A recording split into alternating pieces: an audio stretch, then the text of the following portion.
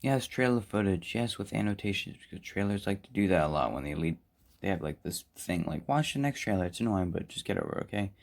I also don't know how to manage to mess up such an easy idea. While I haven't actually seen any of the Wrong Turn movies in full, I've just seen the kill counts and some reviews and some clips. I still generally know what happens in the films and what their tone is like, and how they generally go down, like how the film is paced, what happens in it, how much gore is in it, how the characters are. And while I'm assuming the later ones are really bad, this one manages to probably be worse because, well, yes, it has some characters that are somewhat likable and probably more realistic from what I've seen in the later movies. They're still very annoying, especially Adam, and I just don't know how they messed up such an easy idea. It's not hard. You have a few people go into the woods and be hunted by mutant cannibals. But they somehow managed to mess up in a really retarded way. It's just really funny how they managed to mess it up. None of the characters have any arc. It's very obvious to put the gay people there just be woke, along with the black boyfriend who literally contributes nothing to the plot. All he does is just be a nice person, wants to see the plan, which is obviously cool, but other than that, all he does is make idiotic decisions and just be there. Not even for a bigger body count because he doesn't die, but the ones who are there don't even die in cool ways because it's a movie trying to have this cult that defends their horrible actions. I'll explain later. It's just, it's so hilarious, honestly. Like, you have this subplot with this dude from 47 Years Down in Stranger Things, like Papa, who's in it for a few minutes, and then we have to wait 40 minutes to get any development on his plot or subplot, which is not how they work. And just how pacing works. And when we finally reach that point, it's just backtracking back to the first scene of him that we saw at the beginning. If you don't understand what I mean, it's just bad editing. It's just, we're gonna be here all day if I don't start this 2 hour long movie. Either way, the film starts with Matthew Modine's character Scott, who asks, and of course lazy and racist cop if he can help. It's not like this movie's trying to be woke and or at least different. Why bother making the cop useful? It's not like this is the most overused cliche. Again, with at least one other that this movie does at least twice. You also meet Tim DeZarn's character from Cabin in the Woods. His name is Nate, who thankfully gets better at the ending, but for now just calls the kids yuppies like a piece of shit. Great, Hillbilly's acting like how they're portrayed in media. Remember when the film tries to have a message? Or remember when the film tries to have a message about not judging people. It's going to fall right in their face. We then transition to 6 weeks earlier, where we see six boring ass people who won't really grow that much except one person. There are these two gay characters who I previously mentioned who just end up dying and nothing else. There's another couple, one of which is Adam, my least favorite character besides Colt. He genuinely pisses me off so much, although I guess on rewatches, he does get a little bit better.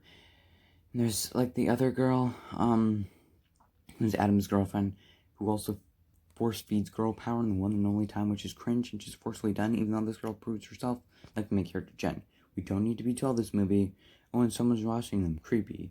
Sadly, the only part that's actually creepy in this supposed horror film. They then go to a bar after renting some rooms, and Anne makes rude assumptions about the hillbillies and Nate, which he immediately makes worse by being a general asshole.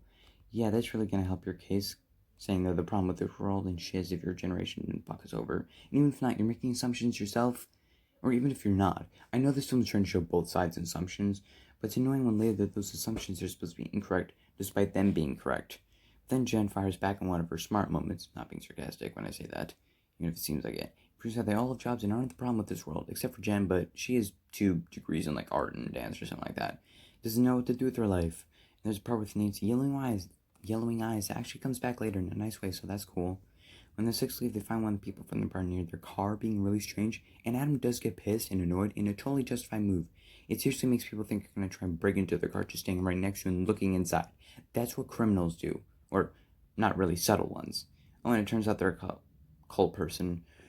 I remember that when they tried to defend their actions, along with a few other moments. When the dude disappears somehow, despite some of the people looking at him.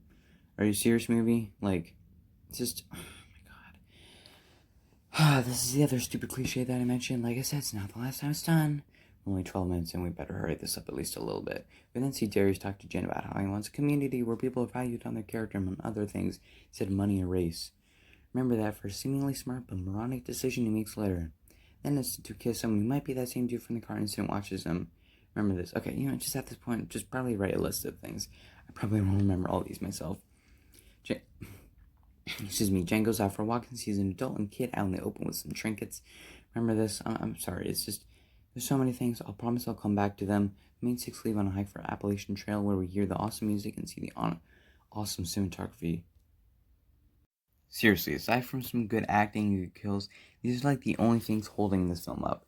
Darius decides to leave the path to find a civil war fort, which isn't actually a moronic decision, decide to have them killed, as they previously went on path and didn't get hurt off path, and they actually had fun as well as Darius really being into history. See, this is how you make a trope good and not stupid. Fortunately, it's like the only time they do this well, or even just do it, because I don't think they ever attempt it ever again. They hike for a few hours before Darius sees one of the cold people before a giant log comes down, which kills Gary, which proves they're killers, because why would one of them be near the log before it randomly drops down? It's literally silent, so it must have been a trap that was like 5 feet away from them, or something like that. It must have been a trap, which is fine if this film were to make these guys the villains, but they don't, and try to make this seem like good people that don't want to create harm. See why that's dumb? It ruins what could be a fun horror movie with slightly more realistic, but not really memorable characters, into a boring movie trying to teach a message that falls flat. It's not boring because it teaches a message. I've seen some movies that try to teach messages, even like Jurassic Park, that are awesome and entertaining. It just happens to be boring at the same time and teaches a message. The excessive damage versus a brutal kill, seriously, it's awesome and frightening, especially the shot where they leave the body, like walk, and you still see it just slowly fading away almost. It's awesome. They walk around in the dark and with lights on, and are still able to have all their senses working, which is about to make the next intense scene not really intense and kind of dumb if you put any level of thought, because after so much solid jump scare outside Jen's tent, they wake up and find out they slept in a graveyard. Yeah, it gets raining and in the dark, but how'd one of you not trip on one or see one with your lights while looking around for a place to set up camp? Doesn't make any sense. Also realize that Milo's gone, a plaque for the declaration placed to the Foundation of America that was dated before the war, and their phone's gone. They find the girl from the beginning of the movie. No, I'm not coming back to the point yet, but I will later. And Adam gets angry at her and follows her right into a trap that's really only designed for humans. Yet later, the Foundation claims they only hunt animals. I smell bullshit. He gets dragged into a hole with Jen wanting to leave and leaving a shirt on a stick as a way for them to find their way back here after they get help. It's not like the people hunting you could easily take it down, or you never see, considering how big this trail and whole mountain area is. Which I do briefly mention again, but it's not like a point that you have to remember. They find an area full of stuff from other people, and I'm pretty sure a decapitated corpse. Didn't meet you missed that. So like, what? Never mind, I'll just get to that when we get to that awful trial scene, seriously. That scene literally messes everything up. Darius finds 2 of the hunters with Adam tied up like a turkey before it's roasted over a fire, and the 2 hunters aren't speaking English. Keep this in mind as well as I come back to it. For that big rant that I'm about to have, Luis and Jen also confront the 2 with weapons, and Adam kills one of them with more awesome music and cinematography. Seriously, it's like the best thing. Crushing his head and the other hunter disappearing. Told you it wasn't the only time this stupid cliche would be done. Oh, and Mila's not dead. Yeah, Mila isn't dead, I guess, making Adam's idea that the hunter-killer wrong. Hey, Mila, where were you? Oh, that's right. Idiotically going to pee by yourself after one of you died. That's such a smart move. Where'd you get it from? Scary Movie 5. They all decide that they were never here, and Darius runs into another trap that's totally not for animals, despite the people claiming they are just other people on the internet. Seriously, do these writers see how stupid this is? It's obvious they're hunting humans along with animals. Some of these would only work on 5 or 6 feet tall humans. The remaining 5 walk until a tree camouflage Foundation member takes out Lewis, or takes him, and after the 4 of them are chased, well, during, really, Mila falls into some spears and is basically dead, and is for sure dead. After a hunter shoots her with an arrow off screen, which is tame and lame. That rhymes. Adam falls and gets a bag over his head and is taken, so does Darius and Jen after a jump scare. Cut back to Scott. Oh, yeah.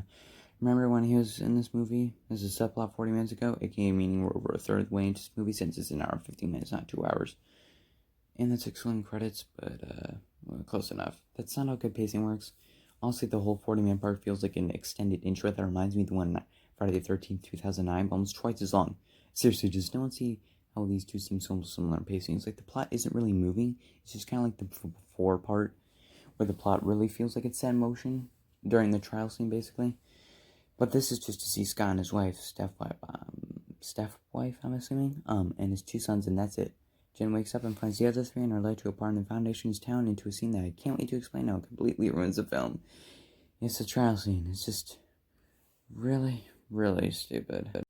The dude from the car incident is back and says, oh, Adam threw a bottle at him without the context of him being right next to the car and looking suspicious. It's not even like they don't know social norms. The 2 from earlier weren't down. They should have taught them how to behave. See, told you I'm coming back to that. They accuse Adam of murdering Samuel and said, or they're just gonna leave him be, and how they never caused anyone harm. Now they haven't met any of their people. Okay, mini rant in 3, 2, 1, go. Okay, so since earlier we saw the extent of how many people go missing, the hunters should know to be more careful where they put their traps. Also, the two hunters barely someone know English, which I guess explains why neither of them spoke English, even though one of them could just say, "We are good," or something really basic like that. And since you people go into this place and since you claim you don't cause any harm, why bring them back with people who can't explain the situation in a language anyone but you guys can understand? It's utterly retarded. Why can't they bring this guy to Venable, like the main dude, like this dude in the trial scene, and have him explain it since he's good with English, or the adult in town earlier, or the dude with the car incident? Also, yes, he did meet your stupid people with the car incident. Do you have short-term memory loss or something? You just said that. Or that dude just explained how he was in town, and they saw him. You people are so stupid. Your way of bringing back people is tie them like a turkey and still wearing all your scary-looking armor or whatever. Has nobody ever pointed out how threatening it is, especially in a scene where you're not supposed to be causing harm? Also, since the traps would only work on humans, it's so obvious that they would definitely kill them. Also, they literally killed Gary and Mila. How can you guys claim you don't cause harm when you kill two people? Why did the three main characters never bring that up? Or four? Also, even if you said for Mila that it was putting her out of her misery, what caused her misery to begin with? Oh, that's right, your spears. None of these traps work with animals, only humans.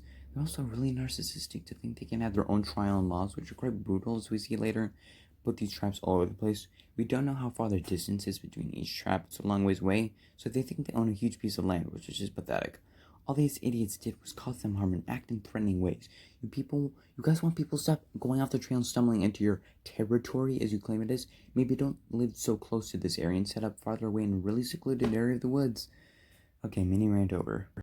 Adam tries to use the little girl earlier as a way to get out, but is stabbed by her, and before his very gory death, the main dude Venable goes on this stupid spiel about how they knew America was gonna fall, and they created this foundation on which a new nation could be reborn, and our narcissistic crap like that. What do you expect from these idiots at this point?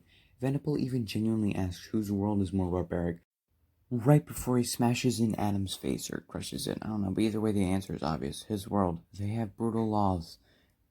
They're just very barbaric. He leads the three others to darkness, where they'll hear, speak, or see no evil. Louis saying gets blinded brutally by Venable, which shows how they really are barbaric, and like, how are we supposed to see how they're in the right, and how they shouldn't make assumptions when they act like them, but even worse? This one tries to teach people not to judge others, but like I said earlier, it falls flat on their faces. And not once during the scene does nobody try to help Luis and say how this is barbaric and how they're being hypocritical. Once Darius is about to receive the same treatment, Jen says how they can help sustain their community, solve problems, and how she can be a wife. Basically, she does one of the only smart things she does and finds a way to make them live, making them valuable in the Foundation's eyes.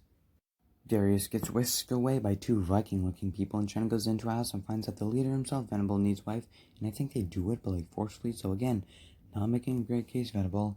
While an audience consisting of Nate watches, we cut to Scott and this lady from the inn, the 6 rented rooms that talk about the Foundation, and a story which earns him an ass whooping from Nate and some others, because he just don't listen now, do he? Also, I love how there's no mention of cops or FBI or heck even a group of posse taking out this Foundation. It looks like a solid 100 people or so, give or take, since we later see our main character take out nearly 5 along with Scott. Actually 10, I believe. Her dad. I'm going to say that's unlikely that no group of people managed to stumble upon them intentionally or unintentionally and then, like, slaughter them when they realized who they are. We then meet this dude named Ed and his brother or something, you know, like, we know they're gonna die. It's over an hour into the film near the third act and you're introducing people that barely last 5 minutes. Actually, not even 5 minutes, because after pointing out a not very obvious trap, Ed's brother, who's actually son Cooper, apparently falls into a very obvious trap with the top part with like the spikes that Ed doesn't see, and he doesn't see the line triggering it, and he sends it off, killing them both. In a nice shot where Scott is just in shock on the ground, obscuring the bodies. He takes Ed's gun and flashlight, among other things. Then he gets knocked out quite easily, in fact, which is weird considering the build-up, and he's sentenced to darkness at dawn, which sounds like a low-budget Corman movie, but aren't they all? Oh, Jennifer believes she isn't her father. Well, no, she isn't her daughter anymore, but it turns out that's just an act. I mentioned it, like, just briefly right now because it's really brief, and because I need to wrap this review up. They find Darius, but since he wanted a community where people are valued, like he said before, he wants to stay. But I guess he forgot his 3 friends who were directly killed because of this Golden Foundation or whatever. Jen and Scott leave him and his new beard, which is actually pretty epic, so there, at least throw away a character in style. They go to the trail area and find a woman who suffered the same thing Luis did, and Morgan, the other hunter who disappeared, who briefly alerts everyone to their location and they get shot to death. They go through the darkness and find Luis, who I guess can hear her, but instead of trying to comfort him or maybe get him out of there, well, I guess his eyes are too messed up. She kills him. I guess maybe that was the best option. She runs into this guy who I guess threatens her with rape. Kind of a theme now, movie, isn't it? Maybe not. Either way, she stabs him multiple times, killing him. While Scott's walking around, Edith jump scares him and gets her head shot off her efforts. I just realized I never mentioned her, well, her name. She's the adult in town, like early on in the movie. She also punches down when she tries to make a point and fights her earlier.